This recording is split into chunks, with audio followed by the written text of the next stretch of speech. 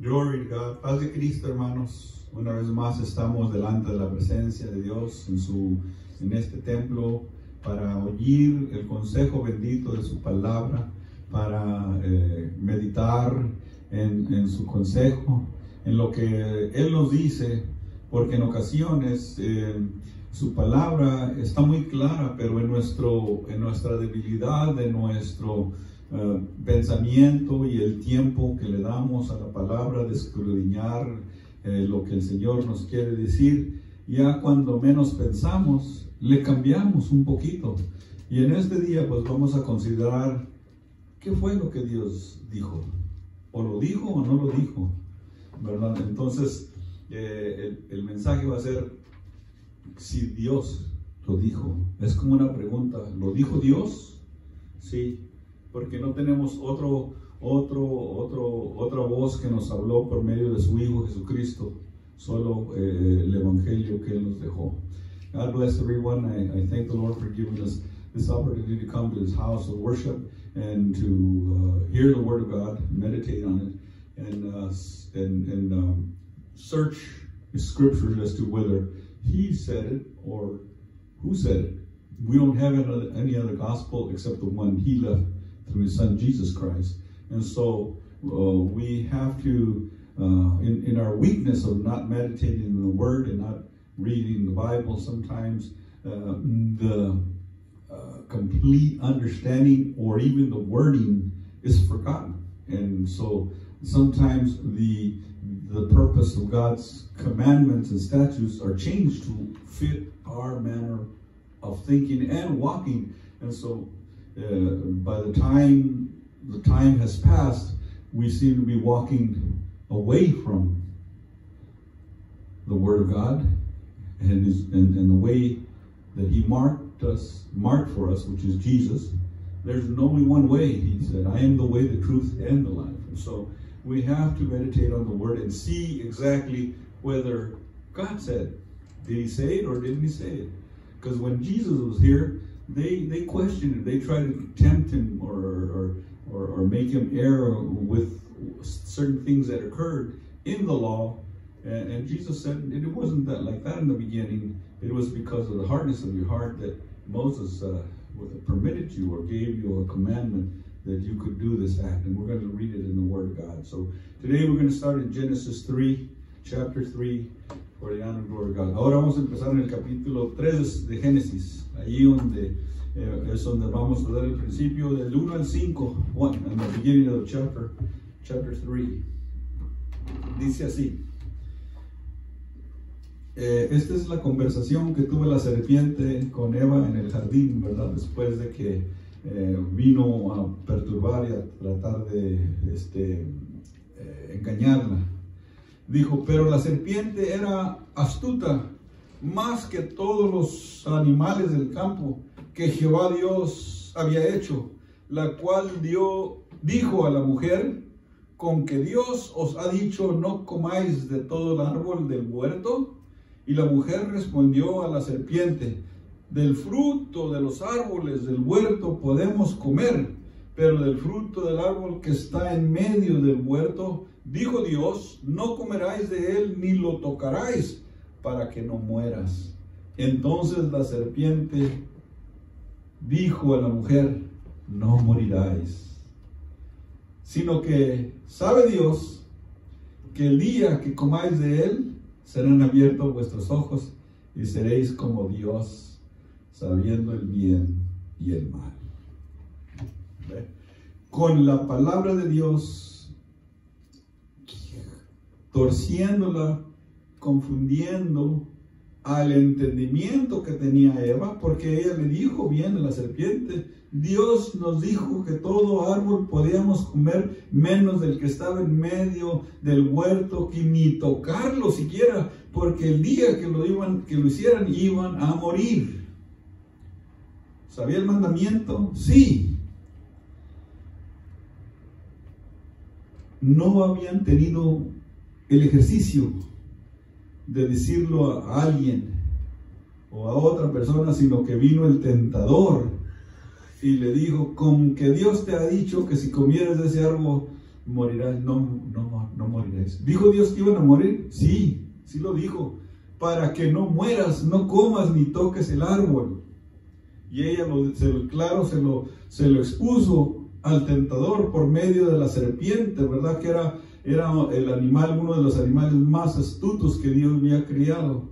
Ese animal andaba muy derechito y muy bien vestido de todo color que Dios le había puesto a esa clase de animal, a la serpiente. Pues su castigo fue que se arrastrara después que hizo ese mal, ¿verdad? De haber se prestado para engañar a Adán y a Eva, ¿verdad? Porque haciendo eso se cumple lo que Dios ha dicho, que cuando comieron, cuando ya lo empezó ella a ver y a codiciar, vio que el árbol era bonito y el fruto era deseable y le gustó al ojo y lo tomó y lo comió ella y se lo dio a su esposo. Y en eso que hicieron esa desobediencia, se les abrieron los ojos y entonces conocieron que estaban desnudos. Y entonces se hicieron delantales de hojas de higo para cubrirse, para cubrir el entendimiento, la desobediencia que habían hecho a la palabra de Dios. ¿Dios lo dijo? Sí. No comáis ni toquéis el árbol. Pero vino el engañador por medio de la serpiente y le dijo, no es cierto. Dios sabe que vas a ser como Dios es. En este tiempo, también, la iglesia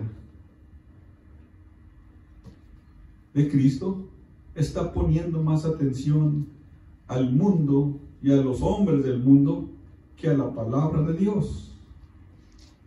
Porque están escuchando lo que dice el mundo acerca de la vida que tenemos en este mundo, de disfrutar de ella, de hacer todo lo que está al alcance, que nadie nos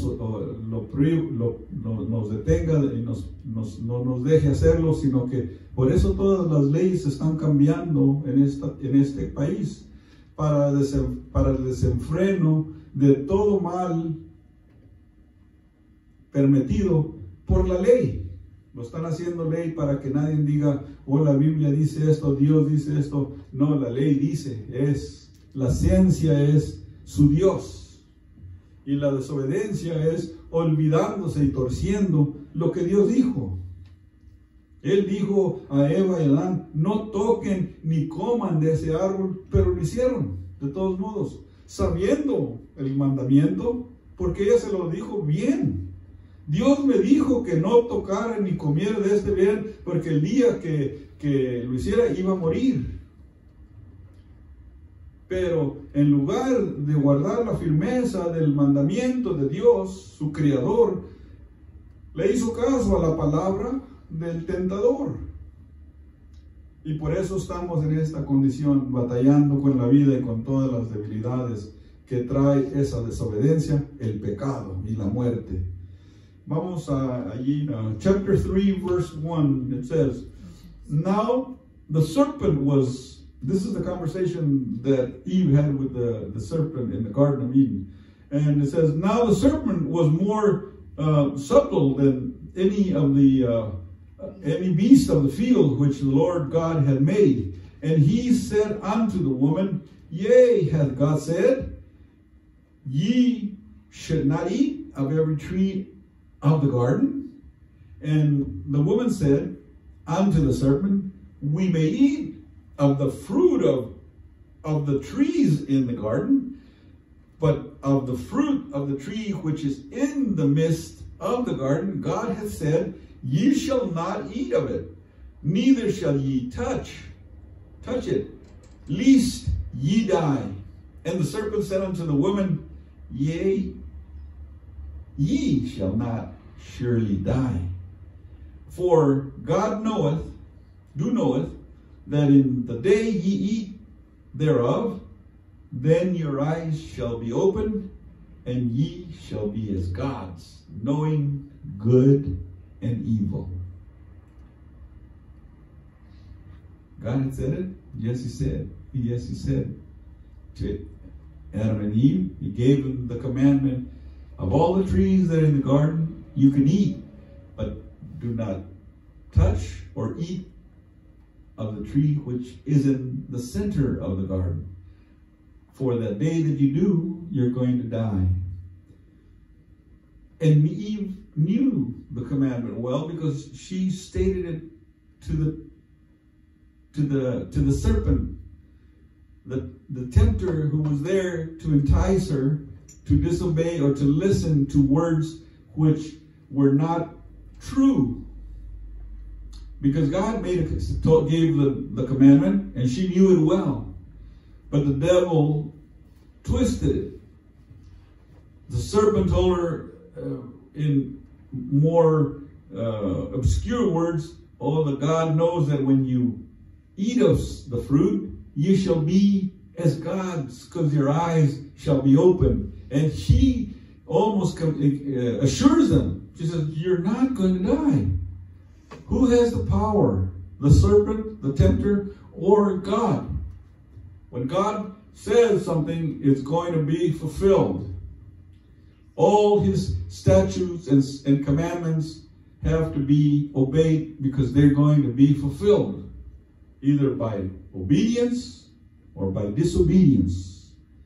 And in this day, the church seems to be listening more to the opinion and the word of man, and not to the established word of God, the word of God which he left us through his son Jesus, the gospel that gives us salvation, that leads us unto life. We are now listening to man and changing everything in our laws so that nothing can be permitted, can be not permitted. They can put into law every kind of act and relationship and law to give them the freedom and not have anything prevent them from living the way that they want to, with no one telling them what to do, with them having all the right, because it is in the law. It was in the law of God that we had to trust, that his people Israel had to trust and obey, and they weren't able to. They changed all the commandments. They were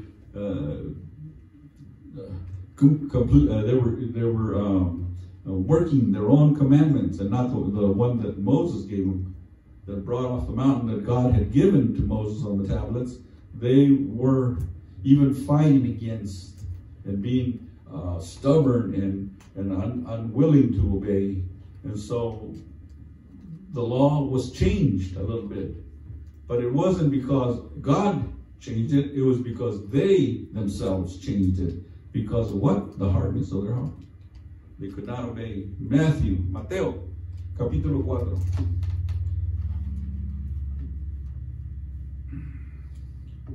Chapter 4 of Matthew.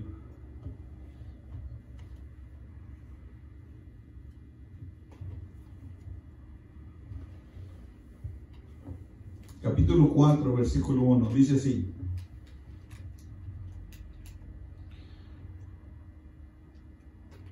And the thing that we have to realize is there's things in the world that there's nothing and no one that the devil is not going to try to entice and to interfere and to make him feel like he has something better to offer.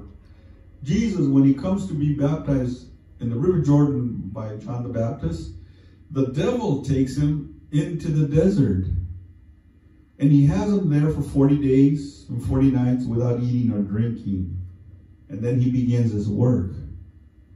And he says, verse 1, en el capítulo 4 de San Mateo, cuando el Señor fue al Jordán para ser bautizado por Juan el Bautista, al Jordán cuando Juan el Bautista lo bautizó, el diablo llevó al Señor Jesucristo al desierto.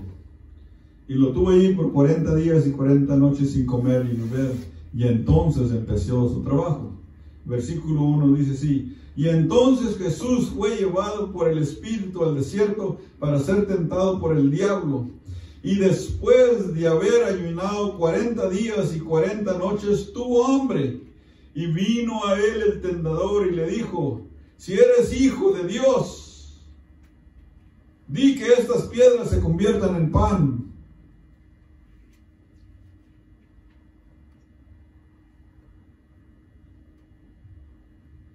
Y él respondió y dijo, escrito está, no solo de pan vivirá el hombre, sino de toda palabra que sale de la boca de Dios. ¿Qué está haciendo el enemigo? Está torciendo la palabra, porque ya lo vio en la condición que tiene hambre y le dijo, pues si eres hijo de Dios, haz que se vuelvan estas piedras en pan. ¿Lo había podido hacer Dios, Cristo? Sí, Dios lo había podido hacer. Pero dice que no tan solo de esto vive el hombre, sino de toda palabra que sale de la boca de Dios. Le reprende allí. Y entonces el diablo le llevó a la santa ciudad y le puso sobre el pináculo del templo y le dijo, si eres hijo de Dios, échate abajo, porque escrito está, a sus ángeles mandará acerca de ti, en sus manos te sostendrán, para que no tropieces con tu pie en piedra. Fíjense, el salmista escribe acerca de esto. Está hablando de que no tropiecen, de que no erren, ¿verdad? Pero el Satanás lo está torciendo para hacerlo que se tire de un lugar alto, ¿verdad? Porque dice que va a mandar a sus ángeles y lo va a detener. Y le dice el Señor, Jesús le dijo, vete Satanás, porque escrito está, al Señor tu Dios adorará. Me fui para abajo. Y Jesús le dijo, escrito está también, no tentarás al Señor tu Dios. No podemos hacer una cosa que traigamos a provocar a Dios que lo haga porque nosotros lo estamos pidiendo, sino que Dios hace todas las cosas por su voluntad y a su propósito. Nosotros decimos, ¿por qué? ¿Por qué esto y por qué aquello? Porque Dios sabe lo que está haciendo con todo lo que Él ordenó en este mundo y todo lo que ordenó para su reino al final del día del juicio. Aleluya. Entonces le dice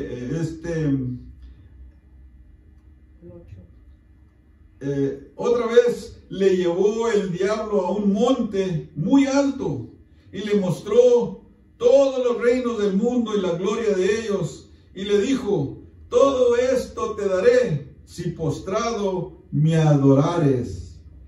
Y entonces Jesús le dijo, vete Satanás, porque escrito está, al Señor tu Dios adorarás y a Él solo servirás. Escrito está, escrito está, escrito está, le dijo 3 veces. A toda la tentación que le puso Satanás al Señor, aleluya. Algo que no era ni suyo, los reinos de la tierra tal vez, pero él sabía, el Señor Dios Todopoderoso sabe que todo este mundo se va a terminar y no va a quedar nada piedra sobre piedra que no será derribada. Entonces le está ofreciendo algo que ni es suyo, que no puede tal vez, si se lo promete y se lo hubiera dado, iba a ser temporal, porque todos estos reinos y toda esta gloria del hombre va a tener que ser postrada ante la presencia de Dios, y bajo de su autoridad van a tener que caer todos. Aleluya. No le está ofreciendo nada bueno ni nada que no tiene, que el Señor no puede tomar, porque es el creador de todas las cosas. Aleluya. Chapter 4, verse 1. When Jesus comes to the river Jordan, as I said, to get baptized, after he got baptized, he was taken in the spirit out to the desert, and the devil took him out there and had him 40 days, 40 nights without eating and drinking, and so he hungered at the time. And then came the devil to do his work. And then, chapter 4, verse 1. Then was Jesus led up in the spirit into the wilderness to be tempted of the devil. And when he had fasted 40 days and 40 nights, he was afterward and hungered. And when the tempter came to him, he said, If thou be the Son of God, command that these stones be made bread. But he answered and said, It is written, Man shall not live by bread alone, but by every word that proceedeth out of the mouth of God. Is he saying that he doesn't need to eat food? No.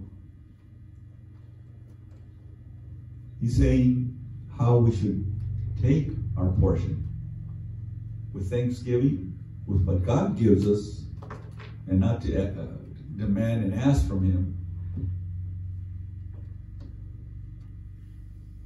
He's trying to tempt him to use what he knows of him. He knows he's the Son of God. He's the vessel that he sent. For God loved the world, so loved the world that he sent on his only begotten Son. So he's using that knowledge to try to tempt him. Demonstrate to me that you're the Son of God. Show the world. Show everyone. Turn these stones into bread. Could God have done it? Yes. But we don't want to tempt God. We got to accept what God and what portion he puts on our table with thanksgiving. But he answered and said, It is written, Man shall not live by bread alone, but by every word that proceedeth out of the mouth of God. Then the devil taketh him up into the holy city, and setteth him on a pinnacle of the temple. And he said unto him, If thou be the Son of God, cast thyself down, for it is written, He shall give his angels charge concerning thee, and in their hands they shall bear thee up, lest any time thou should dash thy foot against a stone. A psalm that David wrote, inspired by the Holy Spirit, about God's care for us to be, to fall and to stumble in error in our walk with him. And the devil is trying to use this in a different fashion to tell him to jump and fall off of the building because the angels will take care of him. Is that why the word is written? To try to test it? No, to put it into work in our lives. And let the Lord do his work and not us. I want to see, it's like we saying, I want to jump off a building and he's, because the word says he's going to take care of me. No. That's my doing. And if I hit the ground and smash myself, kill myself, that's my doing. God has given me understanding and knowledge and the good sense to not do that. And not to try to tempt God and say, if you're there, catch me. Then the devil taketh him up into the holy city.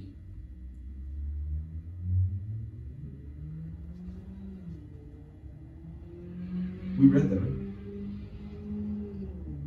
And he said unto him, If thou be the Son of God, cast thyself down, for it is written, He shall give his angels charge concerning thee, and in thy hands thou shalt bear thee up, lest any time thou dashest thy foot against a stone. And Jesus said unto him, It is written again, Thou shalt not tempt the Lord thy God. And again the devil taketh him up into an exceeding high mountain, and shewed him all the kingdoms of the world and the glory of them, and said unto him, All these things will I give to thee, if thou willest fall down and worship me. And then Jesus said unto him, Get thee hence, Satan, for it is written, Thou shalt worship the Lord thy God, and in him only shalt thou serve. Who did this favor for you in your life? Who gave his Son so that you can have life? Who forgave all your sins that you committed in the error of your past life? It was God. For God so loved the world that he gave his only begotten Son, that whoever believes in him shall not perish but have eternal life. For God sent his Son not into the world to condemn the world, but that the world should be saved by him. We all know this scripture very, very clearly. And yet, we let the devil twist and make us forget part or all of it, and start listening to all these worldly, unestablished and lack of knowledge people who get up and try to teach their way and try to teach another gospel, as Paul said, not that there's another gospel. And he gave a very strong instruction according to that. He said, if I or any angel comes with anything different, let him be cursed. Not only once, he said it twice. We're going to read it in Galatians. First, we're going to go to 1 Kings, Primera de Reyes. En el capítulo 13 de Primera de Reyes, chapter 13 of 1 Kings. En el versículo 15, dice así. 1 Kings, chapter 13, verse 15.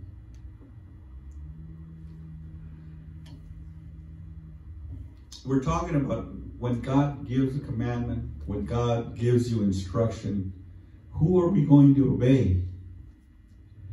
In this instance, this prophet is sent by God to give a message to a king and tell them the error of his ways. And then he gave him instruction. He told him, when you get there and give the word, when you return, don't return by the same road. Don't stay in the city. Don't eat and don't drink there. That's the commandment of God, received by the man of God, by the inspiration of God, to him only. So he knows this is what God wants, but this is what happens. 13. En el versículo 15 dice así. Ya lo dije en español, ¿no? ¿Verdad? Y entonces le dijo, ven conmigo a casa y come.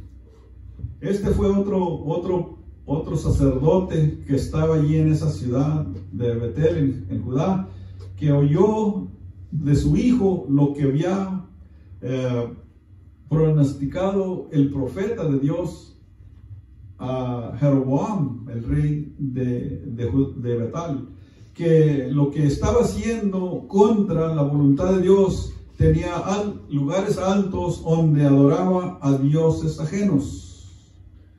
Y cuando oyó lo que dijo el profeta a la ciudad, levantó la mano y dijo, préndanle. Y cuando levantó la mano, se le secó la mano. Se le encogió y se le secó. Y entonces fue al varón de Dios y le dijo, ora a Jehová que me restaure mi mano otra vez. Y oró el profeta por él y le restauró su mano. Y entonces agarró su camino y se fue por otro lugar. Pero entonces, después de ello, pues entonces que le dijo el hijo al viejo profeta que había dicho el siervo de Dios. Entonces él le dijo, móntame un animal, porque se fue detrás de él. Y entonces cuando lo alcanzó dijo, entonces le dijo, ven a casa y come pan. Mas él respondió, no puedo volver contigo, ni ir contigo, ni tampoco comer pan, ni beber agua contigo en este lugar. Y miren lo que responde. ¿Por qué? Dice, porque por palabra de Dios me ha sido dicho, no comas pan ni bebas agua allí, ni regreses por el camino donde fueres. Y el otro le dijo, mintiendo, yo también soy profeta como tú, y un ángel me ha hablado por palabra de Jehová, diciendo, tráele contigo a tu casa para que coma pan y beba agua. Ya no es directamente de palabra de Dios, sino es por boca de otro. Ya no es el mandamiento de Dios que él recibió por revelación a Dios para que lo obedeciera. Y ya iba bien. Pero este viejo profeta le mintió. Le echó mentira porque dijo, un ángel me habló y me dijo por palabra de Jehová que te trajera y comieras pan.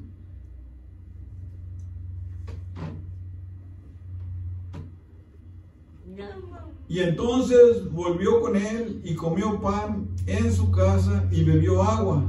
Y aconteció que estando ellos en la mesa, vino palabra de Jehová al profeta que le había hecho volver y clamó al varón de Dios que había venido de Judá diciendo, así dijo Jehová, por cuanto has sido rebelde al mandamiento de Jehová, y no guardaste el mandamiento que Jehová tu Dios te había prescrito, sino que volviste y comiste pan y bebiste agua en aquel lugar donde Jehová había dicho que no comieses pan y bebieses agua, y no entrares y bebieras agua, no entrará tu cuerpo en el sepulcro de tus padres. No regresará, no entrará tu cuerpo en el sepulcro de tus padres, porque ya había recibido el mandamiento de Dios. Y entonces, aún el engañador lo usó el Señor para que le diera la contestación de su desobediencia, de que por haber desobedecido la voz de Dios, la inspiración de Dios, el mandamiento de Dios, fue desobediente, porque recibió palabra de otro y no la que le dio su Dios. Y se volvió en el camino y lo halló un león y lo mató. Y allí quedó la mula, y allí quedó él tendido en el camino. El león no tenía hambre porque no lo dejó Dios que se lo comiera, y nomás lo mató. Y allí estaba el asno enterito. Y entonces el viejo profeta fue y lo vio y dijo, sí, cuando le dieron la palabra que estaba uno muerto, dijo, es el varón de Dios que desobedeció la palabra de Dios. Y fue y lo vio y lo trajo, lo montó en su mula y lo trajo a su tierra y lo enterró.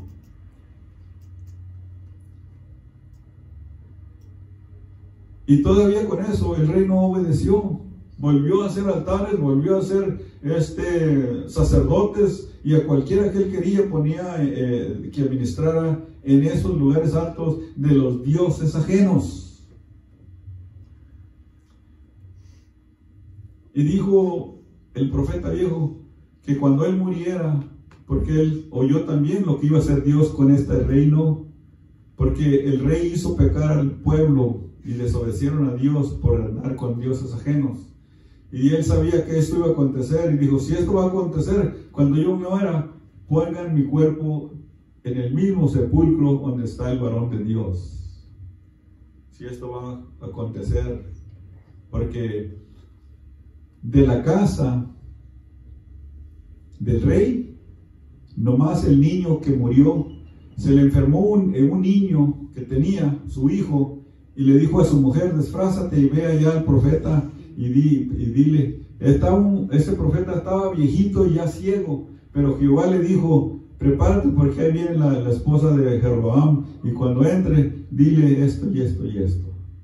Y cuando entró le dijo, ¿por qué te disfrazas? Entra. Y le dijo, porque Jehová tu Dios dice que cuando vuelvas a tu casa, tu niño va a morir.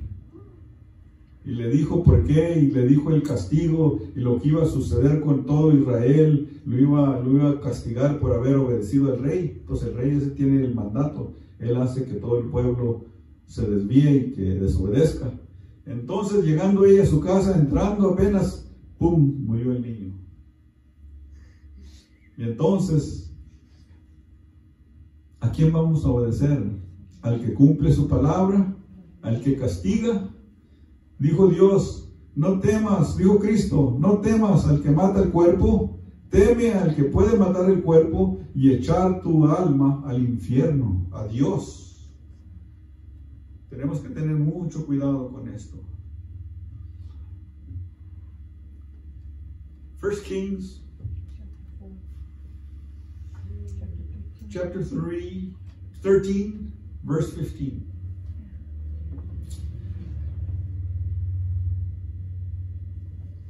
This is an occurrence when the Lord sent one of his prophets to prophesy in Bethel, where the king had gone astray from the commandments of God and had built the altars in the high places and in the forests, in the big trees, around the big trees. And so he sent them, the prophet, to give them the word of God, what he was going to do for their disobedience. And he told him when he sent him, say this and that to the people. And don't stay there. Don't eat bread and don't eat water. And don't return by the same road which you got into the city. Choose another way, but don't stay there. And so one of the sons of an old prophet that was in the city of Bethel told him what the prophet had said, the man of God. And he said, where is he? Well, he said, he's going that way. And she said, mount me a mule. And he went after him and caught up to him. And this is what he told him. Verse 15, chapter 13. And then he said unto him, come home with me and eat bread. And he said, I may not return with thee, nor go with thee, neither will I eat bread nor drink water with thee in this place. For it was said to me by the word of the Lord, thou shalt eat no bread, nor drink water there, nor turn again to go by the way that thou camest. And he said unto him, I am a prophet also, as thou art. And an angel spake unto me by the word of the Lord, saying, bring him back with thee unto thine house, that he mayest eat and drink water. But he lied unto him. Do we know that the devil is a liar? Yes. Are we going to listen to the word of God or someone interpreting or a second-hand conversation about what God has said? Because God has talked to him directly and has given him a commandment to obey and not to disobey. Not to stay there, not to eat there, not to come back by the same way he entered the city.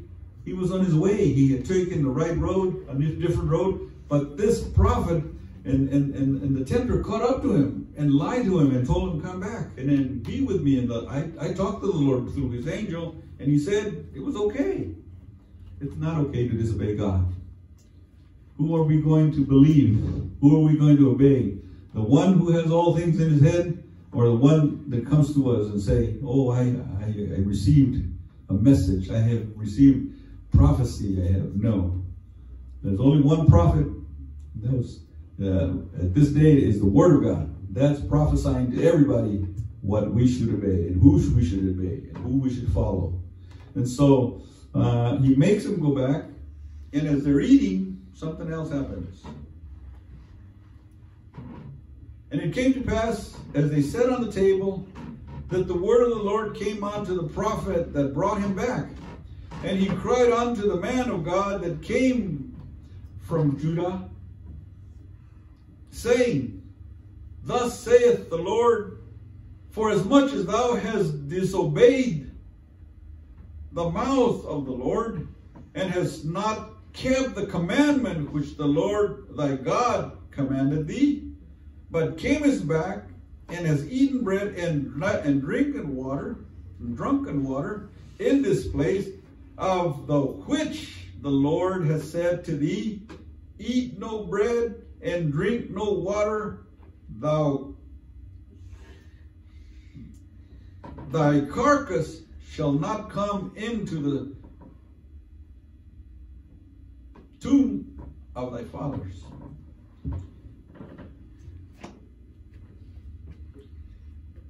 The Word of God says who we should fear and we should listen to. Are we going to listen to the word of man, or are we going to listen to the commandment of God, who has given us his commandments and his statutes to follow and to obey, and how we should serve him and how we should look unto the way, the truth, and the life? And he said, fear not those that can kill the body.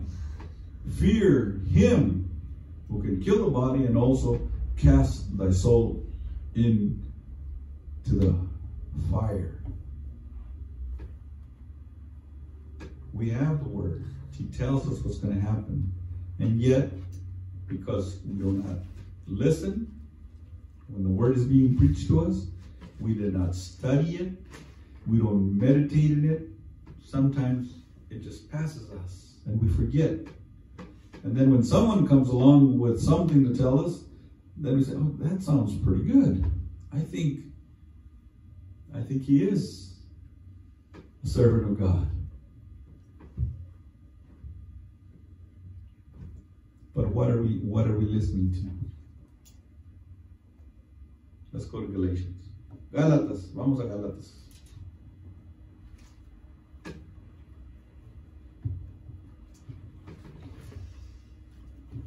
Chapter 1, Galatians.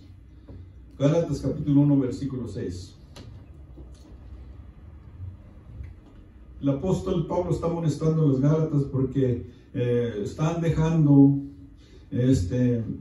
que los que no conocen a Dios los estén perturbando y convenciendo de volver a la ley y para practicar parte de la ley para que sean salvos. Y entonces el apóstol los amonesta y dice esto en estos 3 versículos. En el versículo 6 dice así: estoy maravillado de que tan pronto os hayas alejado del que os llamó por la gracia de Cristo. ¿Quién los llamó? Dios es el que hace el llamamiento, el Dios eterno de gloria, el que tiene todo poder. Él los llamó por Jesucristo para seguir un evangelio diferente. Eso es lo que pasa en las iglesias. Recibimos el evangelio de Cristo, venimos a Dios por Cristo y después lo cambiamos, lo interpretamos diferente para acostumbrar y acomodar nuestras vidas, en lugar de nosotros hacernos obedientes a sus mandamientos, de dejar todo lo del mundo, de no oír, de reprender las cosas del mundo y no ser partícipe con ellos. ¿Qué tiene la luz con las tinieblas? Pero ahí andamos, en las fiestas, en las ocasiones. Dice el Señor que todas las tradiciones del hombre son abominación a Dios. Pero ahí andamos. Vamos y busquemos esta porción de la Biblia y marquémosla con algo o con un marcador y que la leamos cada y cuando. Todas las tradiciones del hombre son abominación a Dios. Y digámoslo unas 3 veces, unas 10 veces, para ver si se nos graba, para ver si cambiamos y seamos obedientes a la palabra de Dios.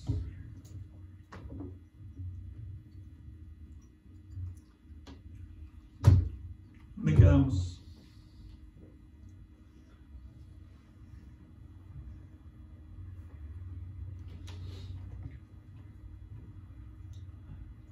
No que haya otro evangelio, sino que hay algunos que os perturban y quieren pervertir el evangelio de Cristo.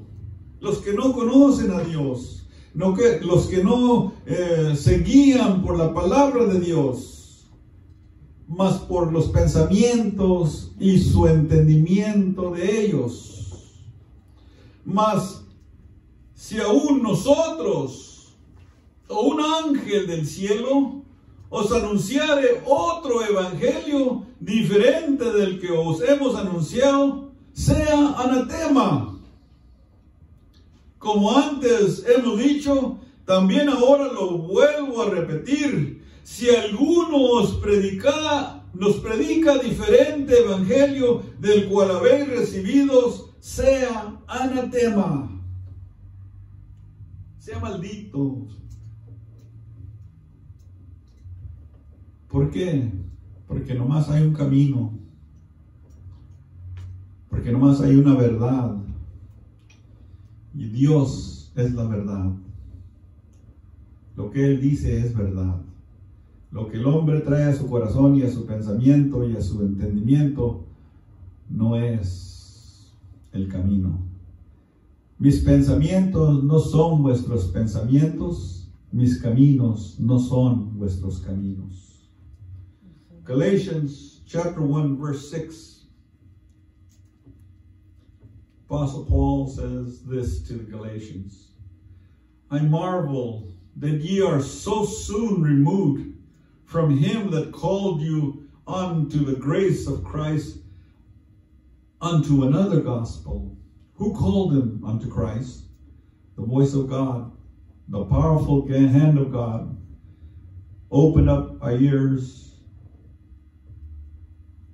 broke us down to where we needed help, brought us before the Word, which is Jesus, and made us whole.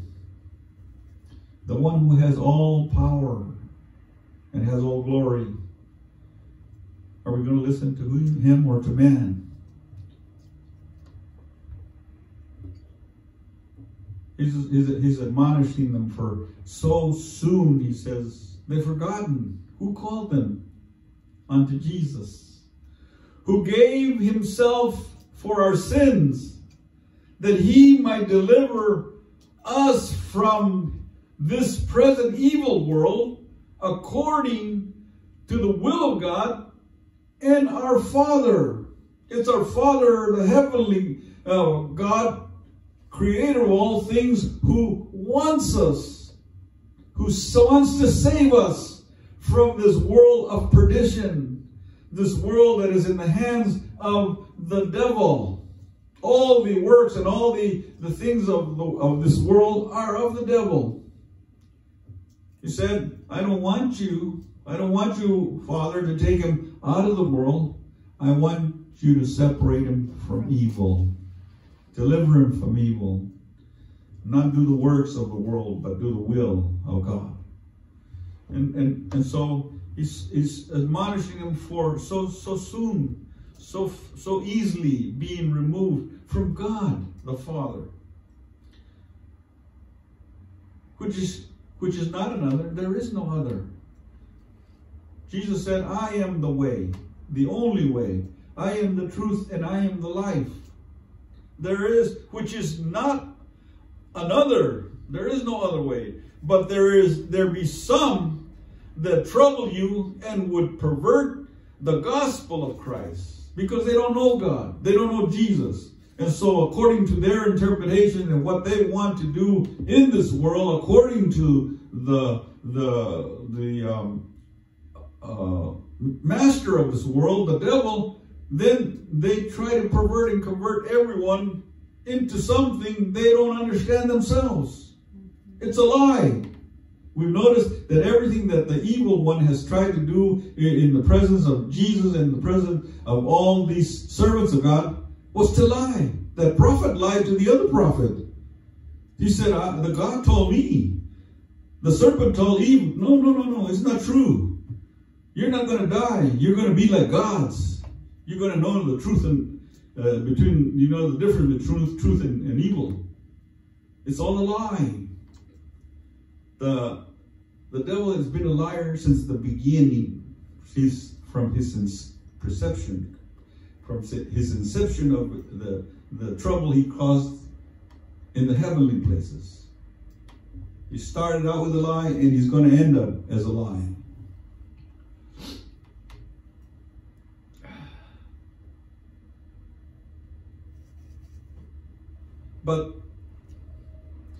And then Paul gives them something to think about. He says, but though we or an angel from heaven preach any other gospel unto you than that which we have preached to you, unto you, let him be accursed.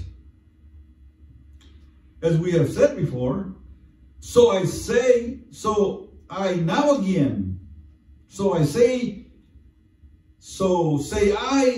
again, if any man preach any other gospel unto you than that which ye have received, let him be accursed. Let him be evil. Let him perish. But don't listen. Don't listen like Eve. Resist like Jesus with the truth, with the Word of God, with the gospel of Jesus. Don't listen to every spirit, but try it to see if it is of God.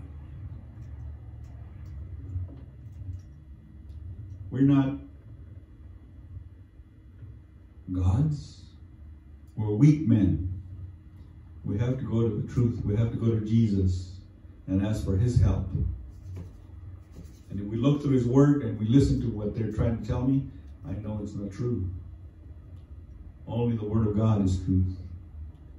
Only on his word am I going to lean on for understanding.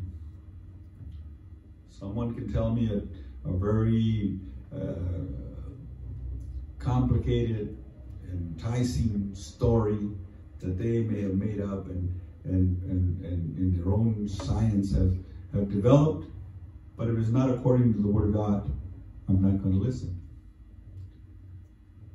My first experience as a young man, when I first got converted to God, someone came upon me and sat next to me in this transit I was on, and he said, he introduced himself, how you doing? How you feel and how things going? I said, well, life's a challenge, good and bad. And then he started to expound upon his philosophy and his belief and his God. And he gave me this big name, and he said, since I came to this understanding, everything has gone well for me, and I've prospered. You know what my answer was to him? I said, I don't have many things. I struggle, but I'm very happy because Jesus has changed my life, and he's made me whole. And that's all I need. I don't need riches. I don't need wealth. I need Jesus in my life. And that man disappeared like a spirit. I looked one way, and when I looked back, he was gone. And then I had a confirmation from a lady that was hearing me and said, I'm glad you answered him that way. God responded to me through that lady. And I was astonished because I wasn't very, very learned about the Word of God. It was the Spirit of God. It was the helping hand of Jesus which gave me words to respond to this man. I could have been enticed.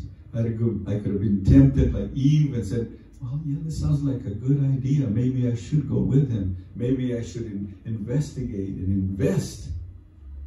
My investment and my treasure is in Jesus Christ and no one else. Mark, el Evangelio según Marcos. Mark chapter 10.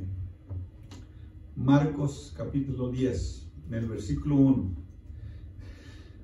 Dice, levantándose allí vino a la región de Judá, al otro lado del Jordán, y volvió el pueblo a juntarse a él, y de nuevo enseñaba como solía. Y se le acercaron los fariseos y le preguntaron para tentarle si era lícito el mandamiento, si era lícito al marido repudiar a su mujer. Y él respondió y les dijo, ¿qué os mandó Moisés? Él no les dijo sí o no. Les dijo, ¿qué les mandó Moisés? Y ellos dijeron, Moisés permitió dar cartas de divorcio y repudiarla.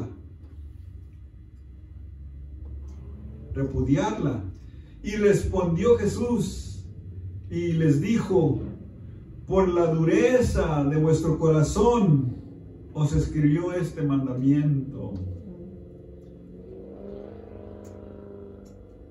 Pero al principio de la creación, varón y hembra los hizo Dios.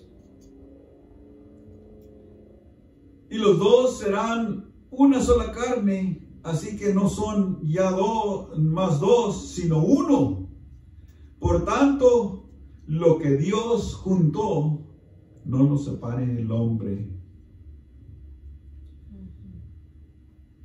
No lo separe el hombre. Y llegando a la casa, los apóstoles le hicieron le preguntaron de lo mismo. Y les dijo, cualquiera que repudia a su mujer y se casa con otra, comete adulterio contra ella. Y si la mujer repudia a su marido y se casa con otro, comete adulterio. ¿Por qué? Porque el mandamiento de Dios está firme. Lo que Dios unió, no lo separe el hombre. Es palabra de Dios. Aquel pueblo se volvió lleno de su propio pensamiento y orgullo y su vida de no servir a Dios, sino servirse él mismo, y vinieron contra Moisés. Tanto lo cansaron que por la dureza, como dijo el Señor Jesucristo, de su corazón, les permitió Moisés.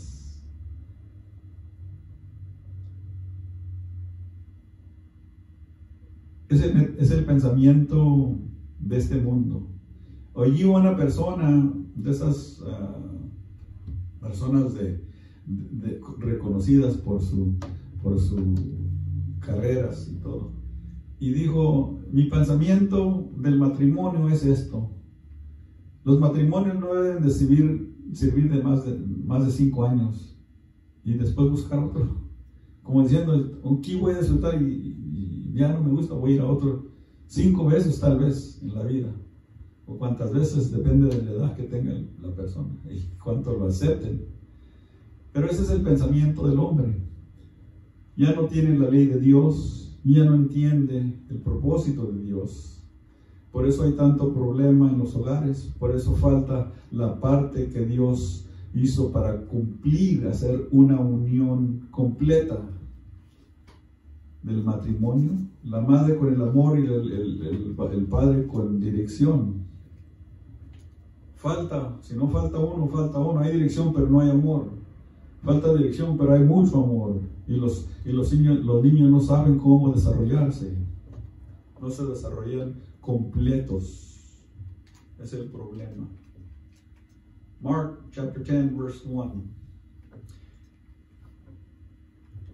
And he arose from hence and cometh into the coast of Judea by the farther side of Jordan, and the people restored unto him again, and as he was wont, he taught them again. And the Pharisees came to him and asked him, is it lawful for man to put away his wife, tempting him? And he answered and said unto them, what did Moses command you? And they said, Moses suffered to write a bill of divorcement to put her away. And Jesus answered and said unto them, For the hardness of your heart he wrote you this precept. But from the beginning of creation, God made man and female, male and female. For this cause shall a man leave his father and mother, and cleave to his wife, and they twain shall be one flesh. So then they are no more twine, but one flesh. What therefore God hath joined together, let not man put asunder. And they came to the house, and his disciple asked them again of the same matter. And he said unto them, Whosoever shall put away his wife and marry another, committeth adultery against her. And if any man shall put away her husband and be married to another, she committeth adultery. This is the law and the word of God. And the permission and the authority that men take to change the laws so that nothing can prevent them from doing what they want is not God's word. Who am I going to listen?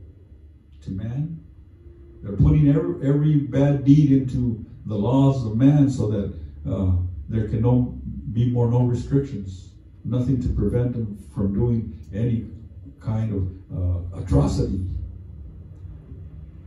So much that they're trying to shut the people of God from expressing their belief. We believe in this commandment because it's from God. My wife and I are forever until one is taken from the other. And my children are going to grow old, and they're going to know this truth. And I hope that they obey it because it's God's law. We have a world of nothing but adulterers and adulteresses. Why? We're disobeying God. The law of God is to prevent us from these atrocities. God made marriage so we wouldn't be fornicating in the world. That we should be complete and demonstrate God's love that he gave us for each other. Love each other like you love God, like God loved you. We're going to finish with Psalm. Did I finish on 9? 10, 11, yes. Let's go to Psalm 119. Vamos al Salmo 119, ahí vamos a terminar. We're going to stop there. Psalm 119, verse 11, 2 verses. Salmo 119, 2 versos. Dice así, el 11. En mi corazón he guardado tus dichos para no pecar contra ti. Bendito tú, oh Jehová, enséñame tus estatutos. Enséñame tus estatutos. Let God show us his commandments and his statutes. Que nos enseñe a guardar la ley de Dios. Que no permitamos lo que Dios nos ha dado, su ley. Por gracia soy salvo, sino por obras. Estas obras del mundo nos corrupten y nos apartan de Dios, como a los Gálatas, como a la mujer que obedeció la palabra del tentador en lugar de la palabra de Dios, como el profeta que se olvidó que Dios le dio mandamiento y le obedeció a otro profeta como hombre como él, y los que tratan de pervertir y convencer por sus hechos que es ley de Dios, los fariseos. Moisés nos dio permiso, él nos dio el mandamiento. El Señor le dijo por la dureza de su corazón, porque no era así. Dios desde el principio dijo, lo que Dios unió, no lo separe el hombre. 119, Psalm 119, verse 11. Thy word have I hid in my heart, that I might not sin against thee. Blessed art thou, O Lord, teach me thy statutes. Let him be your teacher. His word, let him be the law that we follow. Let us practice in grace what he has given us. that we should keep his word close to our walk with him, so that he may not depart from us or curse us like he did that king and his whole family. He wiped them all out. He said, only this baby is going to be buried. The rest, the ones who die in the city, the dogs are going to eat them. The ones who die in the desert or in war, the birds of the sky are going to eat them. The eagles and the hawks are going to eat their flesh.